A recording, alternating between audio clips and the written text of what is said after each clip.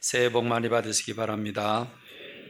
하나님께서 여러분들을 향한 2020년을 향한 하나님의 복이, 또 하나님의 드림이 여러분 가정과 일터에 이루어지기를 간절히 소원합니다. 특별히 2020년은 우리 광염교회에게는 어마어마한 꿈이 실현되고 꿈이 시작되는 한 해가 되는 줄로 믿습니다. 여러분은 하나님께서 우리 교회에게 베풀어 주실 꿈을 어떻게 바라보고 계십니까? 하나님이 우리가 상상하지 못할 큰 부흥을 가져다 주실까?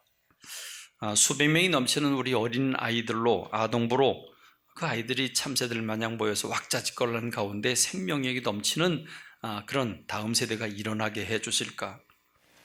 청년들이 춤을 추면서 살맛 나는 세상을 산다고 하는 세상이 올까? 노년들이 마지막 불꽃을 태우면서 사람 사는 게 너무 복되다 하고 고백할 수 있는 그런 날을 우리 하나님께서 교회를 통해서 허락하실까? 저는 이런 부분을 여러분과 함께 2020년을 받는 이 새해 벽두에 여러분과 함께 하나님을 바라보기를 원합니다. 저는 첫 번째로 여러분들에게 아브라함이라고 하는 사람을 통해서 우리가 어떻게 하나님이 우리에게 보여주신 꿈을 꿀 수 있을까를 나눕니다. 오늘 우리가 읽은 본문의 상황은 아브라함이 하나님의 말씀을 따라서 가나안 땅으로 나옵니다. 그리고 몇 년의 세월이 흘러갑니다. 그 사이에 재산이 많이 불었습니다. 조카 롯의 재산이 불었습니다. 그리고 아브라함의 재산이 불었습니다. 그때 말하는 재산이라고 하는 건 주로 동물이죠. 소나 양이나 이 낙타, 이제 이런 짐승들이기 때문에 이들은 풀을 필요로 하고 목초지가 있어야 되는데 목초지가 너무 많은 양들 때문에 좁아서 목자들이 싸웁니다. 아브라함의 목자들과 롯의 목자들이 서로 다툽니다. 그래서 아브라함이 롯을 불러 이렇게 말합니다. 너와 나는 한 집안 식구인데, 한 친족이고 한 가족인데, 야, 우리가 집안끼리 싸우면 되겠냐? 싸우지 말자. 여기 땅이 넓으니까 이제는 네가 먼저 선택을 해라. 내가 좌하면 내가 우하겠고, 네가 우하면 내가 좌하겠다. 아브라함은 자기 권리를 찾지 아니하고 조카 롯에게 먼저 선택권을 줍니다. 그래서 조카 롯이라고 하는 사람이 눈을 들어 요단 지역을 봅니다. 10절 말씀에 보면 롯이 눈을 들어서 요단 지경을 바라봤다 그랬습니다. 그랬더니 소알까지 온 땅에 물이 넉넉했다. 하나님께서 소돔과 고모라를 멸하시기 전이었기 때문에 여호와의 동산, 곧 에덴 동산 같았고 애굽 땅과 같았더라. 그래서 롯이 그 요단을 택합니다. 그리고 이사를 갑니다. 이제 남아있는 거는 덩그러니 아브라함이 남아있죠. 어쩌면 반대편 지역으로 갔겠죠. 거기에는 풀이 더 적었고 거기에는 좀 불모지 같은 땅이었는지는 모르겠습니다. 어쨌든 조카 롯과 헤어져서 좀 마음이 허전한 그런 시점에 우리 하나님께서 아브라함에게 나타나십니다. 그리고 전혀 상상하지 못할 기상천외할 말씀을 허락해 주십니다. 그게 우리가 오늘 함께 나눌 말씀의 본문이죠. 너는 눈을 들어서 너 있는 곳에서, 우리는 동서남북이라고 그러는데 성경에는 북쪽을 먼저 얘기합니다. 북쪽과 남쪽 그리고 동쪽과 서쪽을 바라봐라 그랬습니다. 그리고 네 눈에 보이는 땅을 내가 너와 네 자손에게 주겠다. 영원히 너희들 것이 될 것이라 이렇게 말씀을 하십니다. 여러분, 지금 먼저 가장 좋은 땅을 조카 롯에게 양보를 하고 조카 롯이 찾아갔습니다. 떠나갔습니다. 이제 남아있는 그 아브라함에게 하나님께서 전혀 생각지 못한 비전을 주시는 거죠. 넌 일어나서 너가 있는 곳에서 동서남북을 쳐다봐라. 바라봐라. 네 눈에 보이는 땅을 내가 너에게 주겠다. 여러분, 땅이 없는 분들은 그저 한 100평만이라도 있으면 좋겠다. 그런 생각도 좀 해요. 그렇죠? 좀 하죠. 그렇죠? 끄떡끄떡 하는 분은 땅이 없는 분들이에요. 네, 땅이 그래도 한 100평 정도 있으면 좋겠다. 집이라도 좀 한 30평 쳐놓고 그리고 한 50평 되는 공간은 뭐라도 좀 상추라도 심어서 먹고 살면 얼마나 좋을까. 그런 꿈은 아마 누구나 가질 겁니다. 근데 여러분, 사람이 서가지고 산이 막혀 있지 않고 평야라고 할 때, 여러분, 사람이 눈으로 시력으로 볼 수 있는 1.5의 시력으로 볼 수 있는 그 끝거리가 얼마나 될까요? 그리고 동서남북이니까 내가 지금 서 있는 곳에서 내 시야가 가능한 곳까지 컴파스를 돌린다고 하면 그 땅의 넓이가 100평? 그 우스운 거죠? 이게 1000평, 10,000평, 10만 평, 100만 평? 상상할 수 없는 어마어마하게 넓은 땅이겠죠. 그 땅을 주시겠다고 그러는 거죠. 자, 여러분, 그때로부터 지금까지 4,000년이 흘러갔습니다. 4,000년 전에 하나님이 이 말씀을 아브라함이라고 하는 한 사람에게 주셨는데, 자, 4,000년이 지난 지금 이 시점에 하나님 오늘 저와 여러분들에게 어떤 비전을 주실까요? 너는 너 있는 곳에서 일어나서 동서남북을 쳐다봐라. 그리고 내가 너에게 줄 거를 예비해 놨으니까 그걸 바라봐라 라고 말씀하고 계시지 않을까요? 우리에게 똑같이 아브라함에게 똑같이 땅을 바라보라고 하시는지, 아니면 사람을 바라보라고 하시는지 뭔지는 우리가 모르지만 하나님 분명하게 저와 여러분들을 향한 하나님의 계획, 하나님의 드림을 가지고 계시는 줄로 믿습니다. 여러분, 내가 무엇을 하겠다고 하기 전에 하나님께서 오늘 나에게 2020년에 무엇을 주실 것인지를 바라보는 오늘 저와 여러분이 되기를 바랍니다.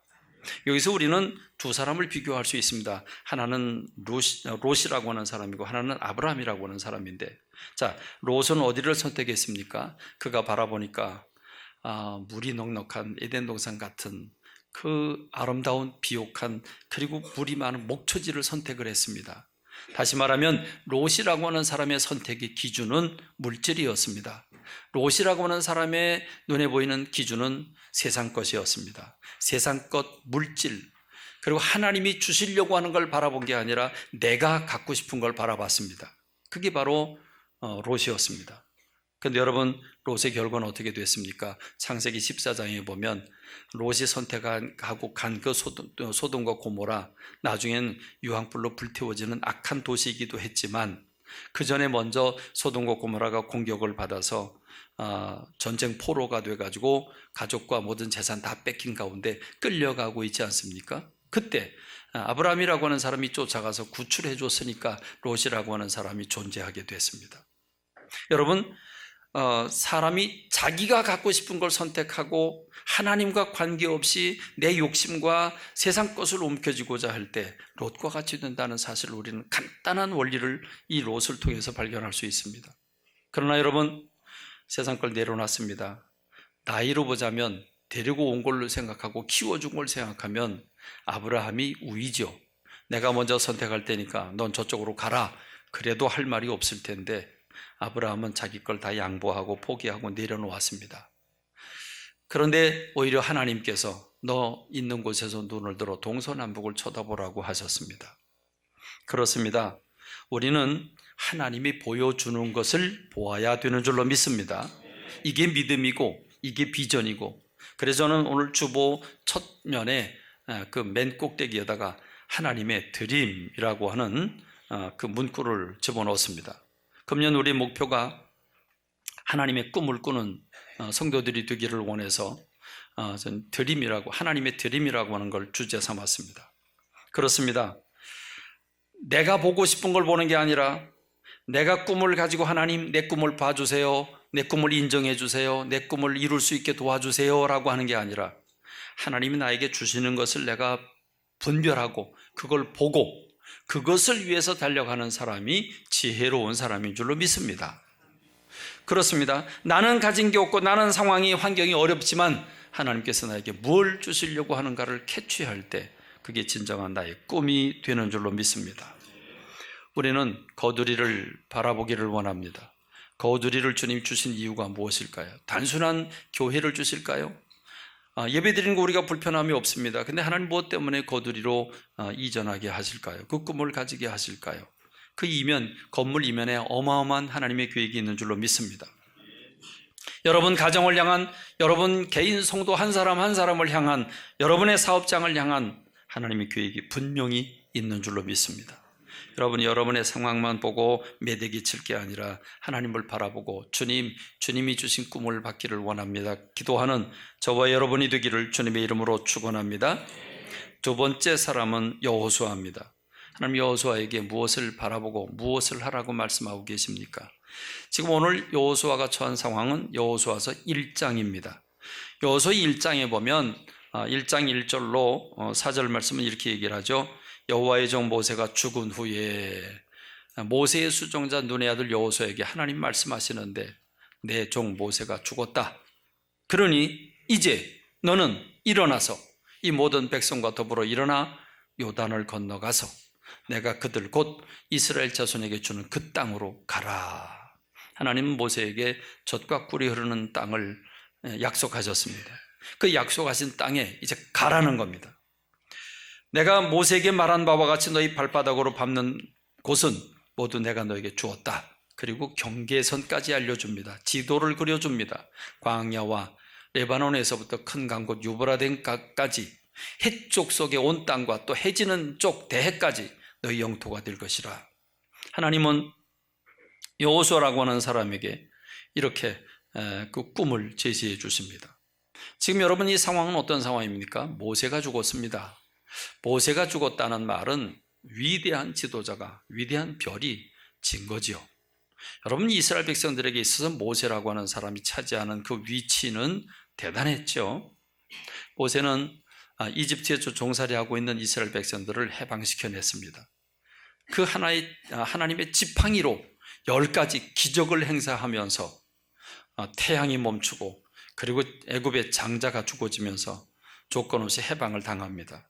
해방을 받습니다. 그리고 홍해바다를 건넙니다. 홍해바다를 지팡이 하나로 마른 땅처럼 건너가게 하고 그리고 불기둥과 구름기둥과 그리고 만나를 먹으면서 메추라기를 먹으면서 그러면서 수많은 기적 사건을 일으키면서 이스라엘 백성들을 여기까지 지금 이 요단강 앞에 곧 이 요단강만 건너면 그 가나안 땅에 들어간 입구까지 모세가 데리고 왔습니다.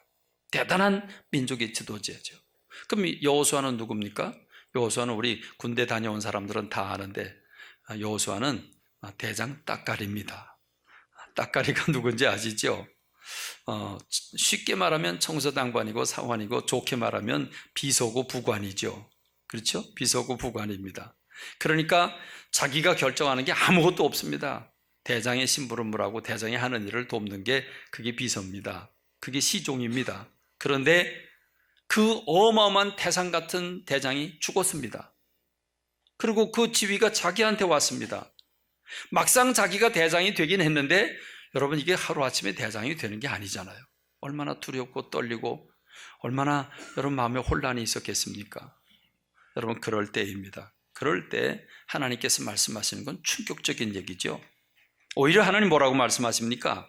모세가 죽은 후에 내 종 모세가 죽었으니 이제 너는 일어나 가라. 여러분 무슨 말이죠?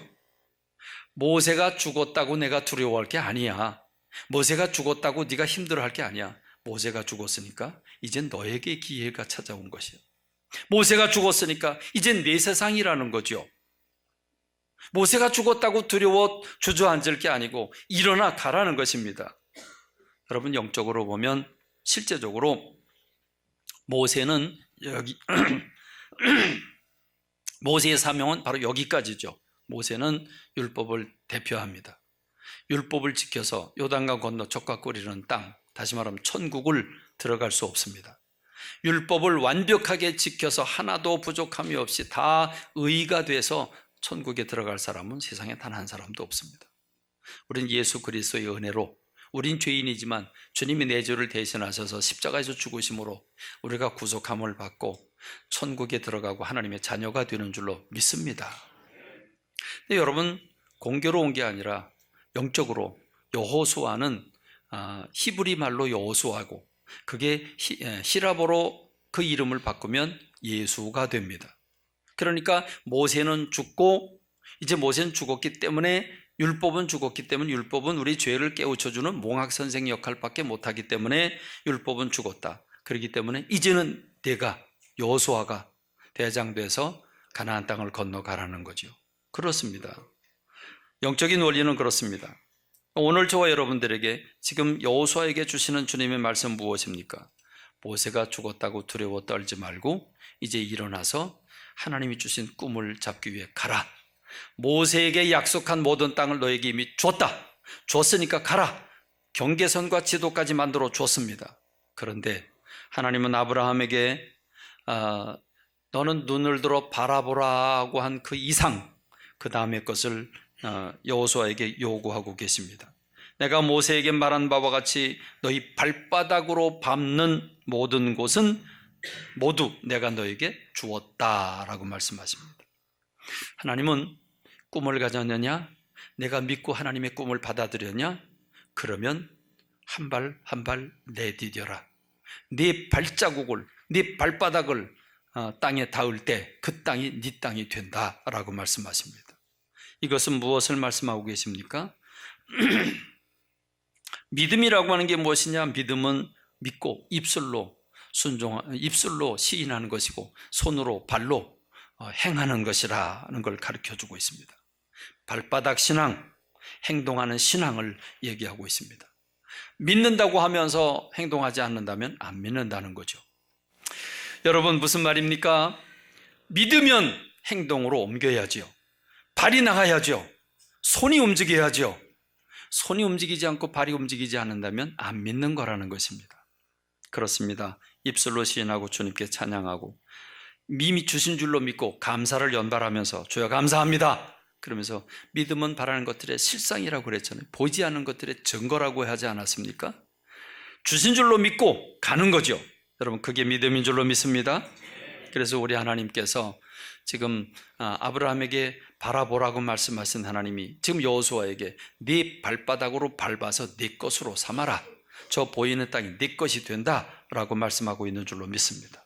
여러분, 행동하는 신앙이 되기를 주님의 이름으로 축원합니다. 세 번째로 하나님은 기드온에게 비전을 말씀해 주십니다. 기드온에게 주시는 비전은 무엇입니까? 연초를 살아가는 오늘 우리가 기드온에게 주신 주님의 말씀을 붙잡기를 원합니다.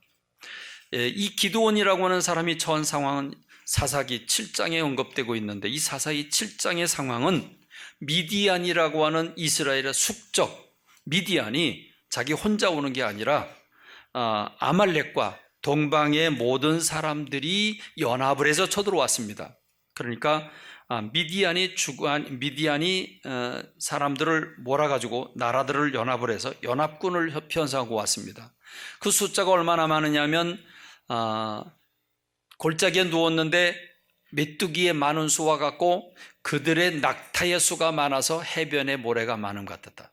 여러분, 낙타가 크잖아요. 등치가 큰 그 낙타가 너무 많이 몰려 있어서 마치 모래, 그 바닷가에 모래알처럼 그렇게 많다는 거죠. 그러니 여러분, 이게 얼마나 많이 왔겠습니까? 성서학자들에 의하면 적어도 10만 명 이상의 군대가 쳐들어왔을 것이라고 추정하고 있습니다. 성경에 보면 구스 이디오피아라고 하는 나라가 이스라엘 쳐들어오는데 100만 대군이 쳐들어오는 경우도 있습니다. 그러니까 아마 수십만이 쳐들어오지 않았을까 하는 예상이 듭니다. 그래서 이스라엘은 부랴부랴 지금 군대를 모집합니다. 군대를 모집하고 보니까 몇 명이 모였냐면 3만 2천 명이 모였습니다. 그러면 이 바다의 모래처럼 많은 이 적군들 연합군이 쳐들어왔는데 혼자 힘으로는 도저히 물리칠 수 없는 3만 2천 명밖에 모이지 못했습니다. 여러분, 이럴 때 우리 아군의 숫자가 많을수록 좋겠죠? 많을수록 힘을 얻을 수 있겠죠? 근데 여러분, 이때 하나님이 믿지 못할 명령을 내리십니다. 어이없는 명령을 내리십니다. 그 명령은 뭐냐면 돌려보내라는 겁니다. 사람의 숫자가 너무 많다는 겁니다. 너무 많다. 이스라엘 군대의 숫자가 너무 많다. 그러니까 돌려보내라. 많아서 많다는 게 아니죠. 그럼 하나님 왜 돌려보내라고 했을까요? 사사기 7장 12절에 보면 미디안과 아말렉과 동방의 모든 사람들이 골짜기에 누웠는데 이렇게 많다. 그런데 사사기 7장 2절에 보면 하나님께서 기드온에게 이렇게 말씀하십니다. 너를 따르는 백성이 너무 많은 즉 내가 그들의 손에 미디안 사람을 넘겨주지 않겠다. 왜냐하면 이스라엘이 나를 거슬려 스스로 자랑하기를 내 손이 나를 구원하였다 할까 합니다. 여러분, 군대가 많아서 많은 군대가 나가서 싸워서 이기면 하나님이 도와서 이긴 게 아니라 내가 잘해서 이겼다. 우리가 힘이 세서 이겼다. 이렇게 말할 거 아니냐. 하나님이 도우시고 싶다는 거죠. 하나님이 내가 너희들을 돕겠다. 내가 돕고 내가 너희 승리를 도울 텐데, 그런데 너희들이 내가 잘해서 이겼다라고 말할까 봐 내가 좀 염려된다. 그러니까 돌려보내라. 그래서 누구를 돌려보내냐면 하나님께서 3절 말씀을 보면, 사사기 7장 3절 말씀을 보면 하나님이 누구든지 두려워 떠는 사람, 누구든지 두려워 떠는 사람은 돌아가라 그랬습니다. 여러분, 전쟁을 하는데 두려워 떠는 사람은 도움이 안 되죠. 두려워 떠는 사람 돌아가라. 그래서 몇 명이 가냐면 22,000명이 고향으로 돌아갑니다. 자, 그럼 산수를 해볼까요? 그럼 몇 명 남았어요? 10,000명 남았습니다. 자, 10,000명 얼마 안 돼요. 바닷가에 모래처럼 많은 낙타와 적군이 왔는데 10,000명이 남았어요. 근데 하나님이 아직도 많다 그럽니다. 아직도 많다. 그래서 자, 이번에는 테스트를 하자. 그리고 물가로 데려갑니다. 시냇가 물가로 데려가서 그 10,000명의 사람들에게 물을 먹으라고 그래라. 자, 여러분, 지금 시냇가에 갔는데 컵도 없고 아무것도 없어요. 근데 물을 마셔야 돼요. 그럼 물을 어떻게 마시면 될까요? 우리 김명희 집사님, 어떻게 마시면 좋을까요? 성질대로 마시면 돼요. 어떻게 마시면 돼요? 네, 엎드려가지고 그냥 코 박고 꿀꺽꿀꺽. 예. 이승희 집사님 어떻게 먹어요? 그렇지. 손으로 해서 먹지. 이게 좀 성질이 달라요. 그렇죠? 손으로 먹어요. 손으로. 다 흘리는데. 다 흘리잖아요. 그렇죠? 손으로 먹어요. 여러분, 손으로 먹는 게 더 편해요? 엎드려서 볼컥볼컥 마시는 게 편해요? 하고 싶은 대로 하세요. 그런데 하나님이, 자, 손으로 떠먹은 사람 손 들어봐. 300명이에요. 왼쪽으로 따로 서. 그다음 엎드려서 마음 놓고 퍼질러지고 먹은 사람 손 들어봐. 9,700명이 따로 서. 너희들 엎드려서 물을 먹은 사람들은 집으로 가라. 그리고 보내요. 그리고 300명만 남겨요. 김혜희 씨는 가야 돼요. 300명만 남겨놔요. 그래놓고 좋다. 이 300명으로 내 일을 행하리라. 그리고 하나님은 그들에게 지혜를 주시고 전략을 주셔서 대승을 거두죠. 대승을 거둡니다. 여러분, 저는 여기서 성서학자들의 의견에 따르면 왜 물을 먹으라고 테스트를 했을까? 그리고 왜 엎드려 먹은 사람들을 가라 그랬을까? 지금 전쟁 중이잖아요. 전쟁 중인데 퍼질러가지고 굴꺽굴꺽 마시면 그 총알이 핑핑 날아오는 상황인데 경계를 해야지. 그렇잖아요, 집사님. 경계를 해야지. 그렇게 마음 놓고 퍼먹으면 되겠어요? 안 되지. 이렇게 얘기하는 사람도 있어요. 조심스럽게 자기를 경계하고 무장하면서 좌우를 살피면서 먹어야 된다. 동물의 왕국에 보면 악어가 있는 강에 그 동물들이 아주 조심스럽게 가듯이 그렇게 해야 된다. 그렇게 얘기를 하는데 전 그거는 관계없다고 봐요. 이렇게 먹든 저렇게 먹든 관계없이 사람을 추려내려고 한 하나님의 전략입니다. 적은 사람을 데려가려고 했어요. 300명이에요. 300명. 그래서 하나님이 두려워하는 사람 먼저 보내고, 그 다음에 엎드려서 물을 마신 사람 보내고, 손으로 핥아먹은 사람을 데리고 가십니다. 여러분, 이건 무슨 말씀일까요? 일의 승패는, 전쟁의 승패는 사람의 숫자에 많고 적음에 달려있지 않다. 너희들이 가진 상황, 너희들이 처한 여건, 거기에 승패가 달려있는 게 아니다. 내가 너희들과 함께하면 너희가 이길 수 있고 너희들의 힘으로 하면 안 된다라고 하는 걸 주님이 깨우쳐주고 계시는 줄로 믿습니다. 여러분, 우리는 지금 거두리 비전을 마음에 품고 있습니다. 부정적인 생각을 하고 힘 빠지는 소리를 하는 분들 하나님께서 걸러내실 것입니다. 여러분, 우리는 300용사 안에 들어가야 되는 줄로 믿습니다. 하나님이 주신 비전을 향해 달려가는 저와 여러분이 되기를 간절히 소원합니다.